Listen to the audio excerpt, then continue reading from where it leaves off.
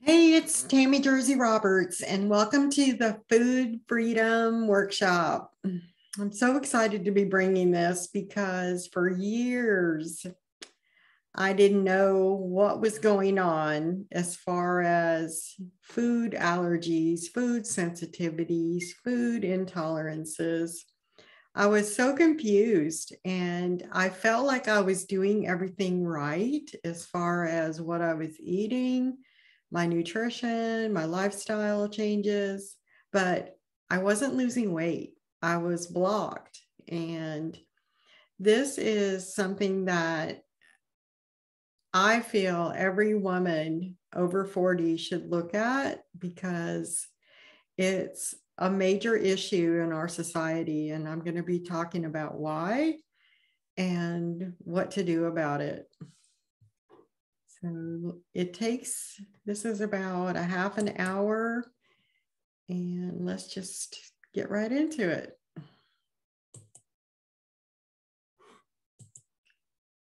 Okay, food freedom from food intolerances, allergies, and sensitivities.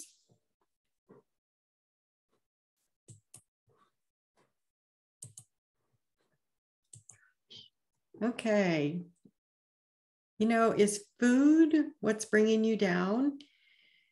We all want lasting energy and vitality, but we want to feel amazing and just feel good. But sometimes we're just dragging. We come home from work and we're bloated, tired, sick, and it's a reaction to our food, but we don't know what food or what's going on. Sometimes we react to just about everything that tastes good.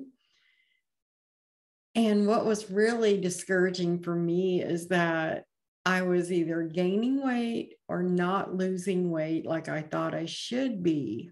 And it was something that I tracked back to food sensitivities and food intolerances. And I'm going to be talking about what that is. But, you don't want to spend your time at doctor's appointments because,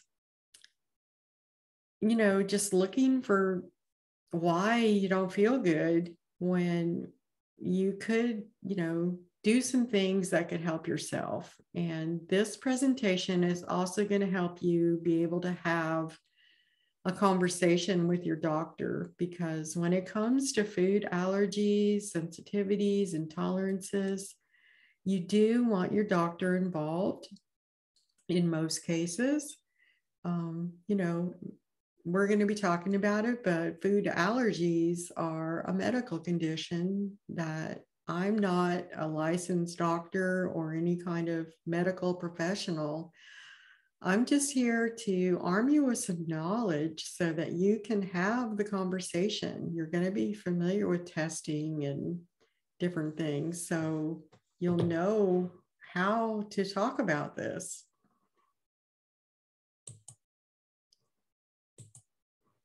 Get this thing right. Before we get started, again, I'm not a doctor or medical professional, and anything that I'm talking about is for information only. I'm not giving any kind of diagnosis or prescriptions or anything like that. This is just for informational purposes only. I'm a certified functional nutrition counselor through the Functional Nutrition Alliance. I help women over 45 achieve lasting weight loss. Food reactions can be a block for you to be able to reach your ideal weight. And they're the topic of this presentation. Again, it's going to be about 30 minutes. So first, what is a food allergy? What is a food allergy? The role of our immune system is to fight off foreign pathogens that might pose a threat to us in our health, such as viruses, bacteria, parasites. Antibodies, also called immunoglobulins, are part of our adaptive immune system. the immune system makes antibodies in response to the foreign pathogens that we've been exposed to. However, our immune system sometimes mistakes harmless substances, such as food, as something that's dangerous to us, even, if it isn't. And this results in an adverse immune response, or what we call a food allergy. So food allergies and histamine. We have 5 different classes of immunoglobulins. I can't talk. Immunoglobulin E, and IgE for short, antibodies are the class that causes allergic food reactions. IgE goes with food allergies. They react to the antigens by mediating a release of histamine. So some common symptoms of food allergies are nausea, coughing, trouble breathing, chest pain, itchy tongue and lips, vomiting, and stomach cramps. So you can be allergic to any foods. However, it's been found that there are 8 foods that make up approximately 90% of all the food allergies. And these are peanuts, tree nuts, wheat, milk, soy, shellfish, fish, and eggs. These are the 8 that make up 90% of all food allergies.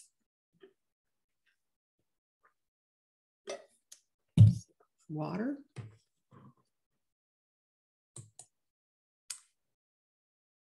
So there is food allergy testing. You can either get a blood test, or they also have the skin prick test. But one thing to know about these allergy tests for food is that 50 to 60%, that's half of the time, these tests will give you false positives. This means the test shows positive that you are allergic to something that you're not actually allergic to. So of course the issue is you don't know which half are the false positives. So it's just something for you to be aware of, but we're going to be talking later about how you can know for sure. The other issue with this is that a lot of doctors are giving allergy shots to try to get your body to make these antibodies so that you can eat these foods that you're allergic to. But if you got a false positive on the test and you're getting the allergy shots, it's just sometimes it could create more chaos. So it's just something for you to think about and be aware of if you are getting allergy shots for food. Food sensitivities. What is a food sensitivity? Well, food allergies are mediated by IgE antibodies. Food sensitivities are mediated by a different class of antibodies known as IgG antibodies. IgG-mediated immune responses are more delayed. Allergy responses come up almost right away, but food sensitivity responses are usually more delayed, which can make it more difficult to accurately pinpoint which foods are involved with the types of reactions. The symptoms may not appear for 2 hours up to 72 hours later. So some of the common food sensitivity symptoms that manifest are headaches, bloating, fatigue, brain fog, anxiety, constipation or diarrhea, or even changes in your mood. They can also show up as insomnia. Fatigue was already on there. Those are the ones that were big for me. Food sensitivities in the gut. So constant inflammation of the intestinal lining can cause damage, and it can lead to intestinal permeability. And that's why it's critical for you to take a look to see if you do have food sensitivities. This intestinal permeability, or what the common name is called leaky gut, it can disrupt the balance of your good gut bacteria. And chronic inflammation and damage to the gut microflora can lead to irritable bowel syndrome. And so if you have been diagnosed with IBS, food sensitivities are something that you do want to take a look at. And even some of the autoimmune diseases of the intestines, such as maybe Crohn's or ulcerative colitis, UC, I'm used to calling that. These are some of the things that if you have been diagnosed with any of these, then food sensitivities could be behind them. And so that could be what's underneath what's going on. So over time, food sensitivities can significantly disrupt the internal environment of the whole digestive system. And if you've listened to any of my other videos, then you know that the digestive system is one of the roots to everything that's going on in your body, all of your other systems are affected by what's going on in your digestive system. So some of the common food sensitivities are egg, wheat, gluten, dairy sensitivities. These are very common, but you can be sensitive to anything. A lot of it has to do with the health of your gut and your immune system. So some of the hypersensitivities that we find that are very common are caffeine, salicylates, amines, sulfates, food coloring, aspartame, and other artificial sweeteners. Actually, these are the last three. Everyone wants to avoid these. Sulfates are usually found in wines and preservatives in lunch meat and things like that. Food coloring, none of us need food coloring. Those are just straight chemicals most of the time. And aspartame and other artificial sweeteners, those are chemicals also. And a lot of people are hypersensitive to them, and we don't need them. So there is food sensitivity testing, but of course, with this kind of testing, food sensitivities are changing all the time. As you do things to help your gut get better and heal the lining of your gut and your intestine, these will change and they can actually go away. So I'm not recommending or not recommending food sensitivity testing. I'm just sharing what the tests are that are available. The most common one is the enzyme-linked immunosorbent assay, which is ELISA, I guess is how you pronounce it for short, the acronym, which measures IgG antibodies. This is the testing the majority of naturopathic physicians and functional medicine practitioners use because it's well researched and it's believed to be the most accurate one. But there are companies that do it by hair analysis, gut tests, the ALCAT. But anyway, I'm just letting you know what is available, but there are other ways that you can figure out yourself what you may or may not have a food sensitivity to. So food intolerances. What is a food intolerance? So food intolerances do not involve the immune system. There is no release of histamine. And so they're not associated with either IgE or IgG antibodies, or they're not associated with the immune system at all. Generally, they're a result of not having the correct enzyme to digest the food properly.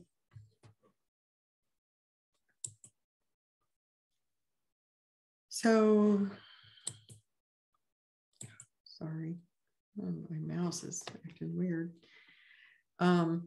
Common symptoms would be bloating, gas, diarrhea, stomach ache, cramping, and usually I find that intolerances will happen almost immediately after you eat or within 30 minutes of eating. So they're not like the sensitivities that could take 3 days to show up. So the most common intolerance is lactose intolerance. I read that 75% of people have a lactose intolerance, and that's worldwide. It's the most common, and these individuals can't consume any dairy made of cow's milk because it contains a lactose sugar molecule. This includes milk, yogurt, cheese. Individuals who are lactose intolerant do not have the lactase enzyme that's able to break down the lactose. The other most common food intolerance is gluten intolerance.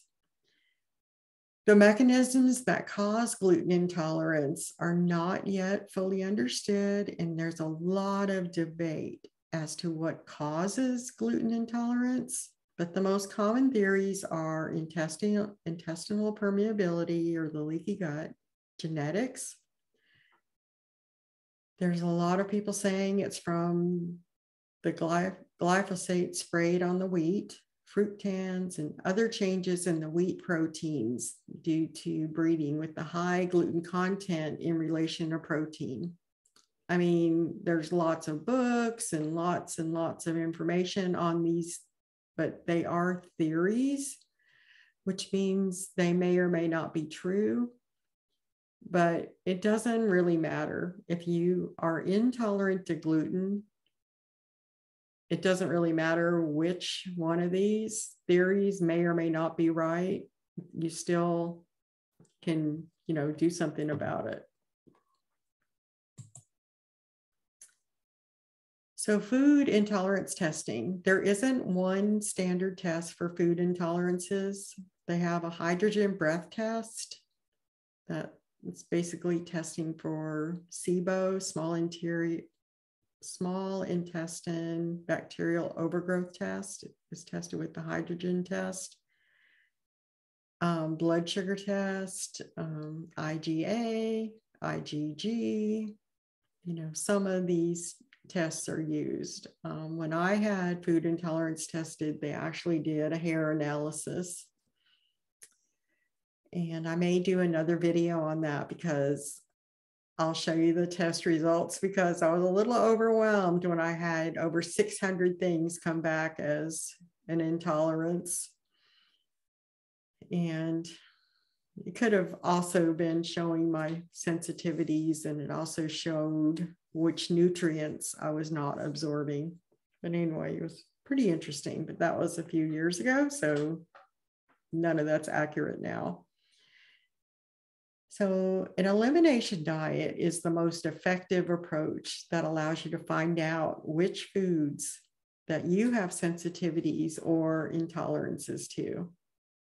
But first, I want to mention that cross-reactivity.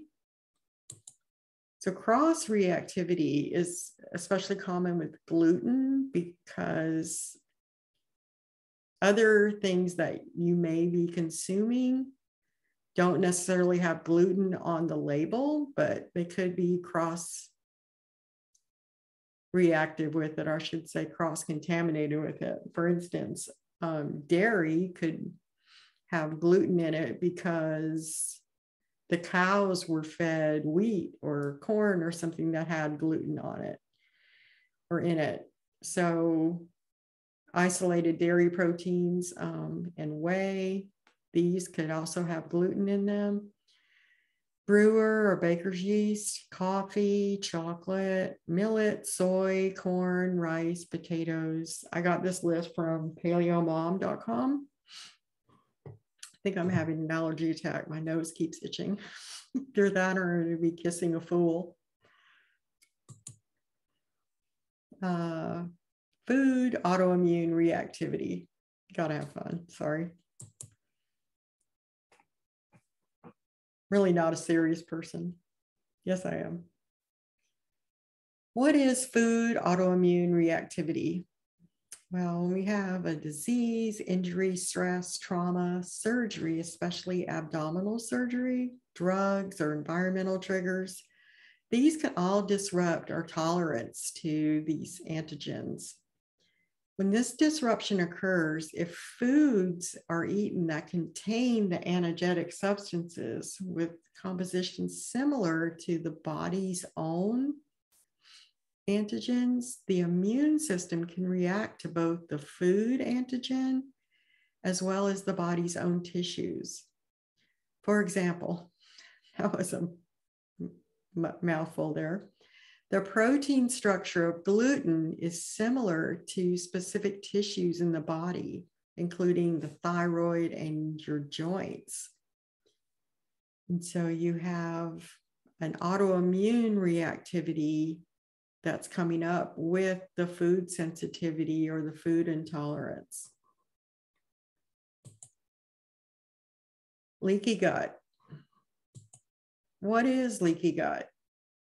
Well, our small intestine, if it gets inflamed and other things that trigger it, it can leak out things that aren't supposed to leak out. Components that should never be able to leave the intestines, and they enter the bloodstream. When you have leaky gut, they're now able to do so. And this can trigger an inflammatory response throughout your whole body. Most of the time, leaky gut is caused by food allergies, sensitivities, or intolerances that trigger this inflammation and damage the intestinal lining.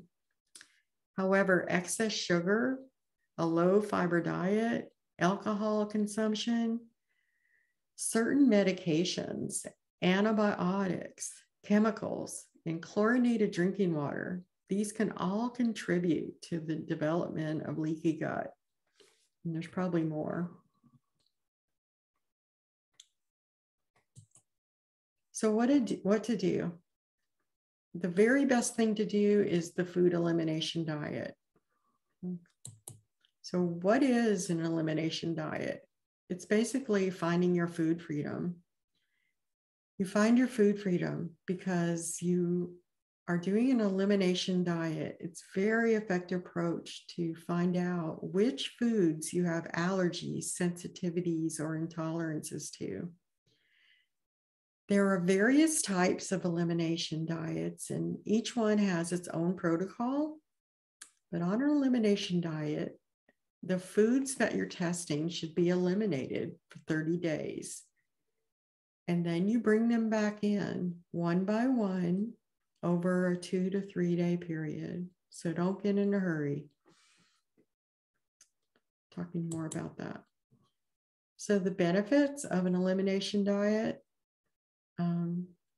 you might feel like you don't have any food triggers, and maybe you don't, but if you're over 40 and you live in a Western society country, most likely you do. You know, there are many benefits for the digestive health by doing the elimination diet. It helps you restore the balance of your healthy gut bacteria. And inflammation in the digestive system can disrupt the health of your gut microflora, which can disrupt the health of your whole body. A healthy gut microflora lowers your risk for many, many diseases, including type 2 diabetes. So the very first thing you do is start a food journal. Now, there is a food journal in my Facebook group, Functional Medicine Blood Sugar Masters, that I give away free from the Functional Nutrition Alliance. And you want to do the food journal for 3 to 5 days, and you're not eliminating anything yet. What you're doing is just record everything that you eat and drink each day for at least 3 to 5 days in a row. Note when you're eating and what you're doing when you're eating. Describe how you feel before you ate. Were you energized, sleepy, drained, achy, bloated, gassy? And then describe how you felt after you ate. I like to do this 30 minutes after you ate, 2 hours after you ate. Were you energized, sleepy, drained, achy, bloated, gassy? Whatever symptoms come up, just write it down. There's no judgment. Just be honest. This journal is for your eyes only. At the end of each day, examine how the foods affected your moods and your emotions and how your body responded physically to the foods that you ate. And you just want to write down any patterns that you notice, anything that you see that comes up over and over. Just take a look at the patterns, because after a couple of days, at the end of 3 to 5 days, almost everyone sees patterns.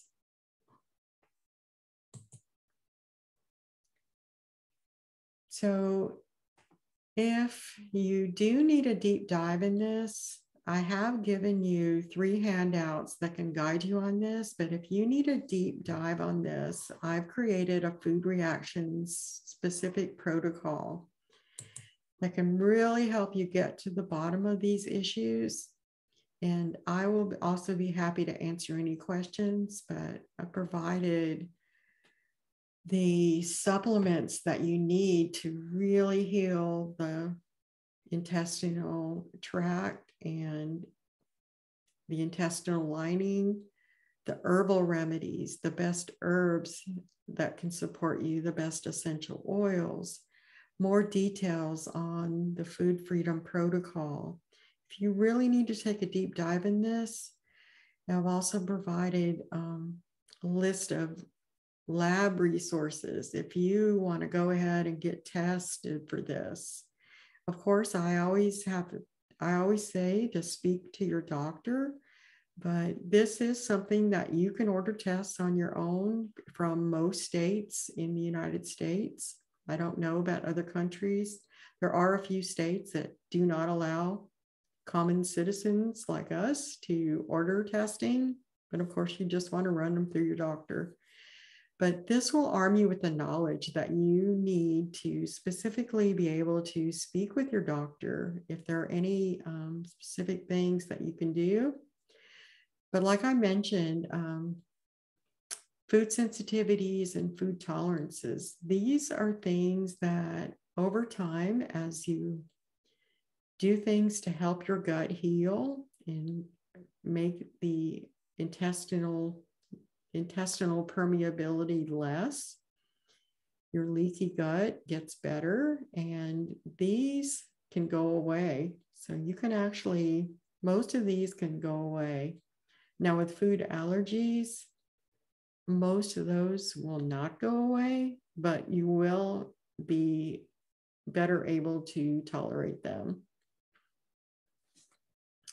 for sure. So below this video is the link to my food freedom protocol.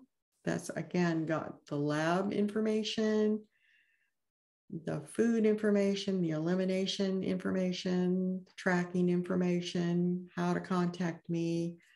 It's got information with herbal remedies, the supplements that help the most, the essential oils. And again, if you do have any questions at all, reach out to me in my Facebook group, Functional Medicine Blood Sugar Masters. Tami Roberts, and let me see if I can get this video to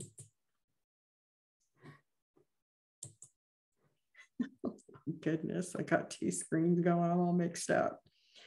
But again, if you need to deep dive in this, if you're at a weight loss plateau, or if you have lost weight many, many times and then turned around and gained it back and didn't know why, or you're eating a healthy diet, but you're not losing weight, you definitely want to deep dive into this food freedom protocol. Thank you.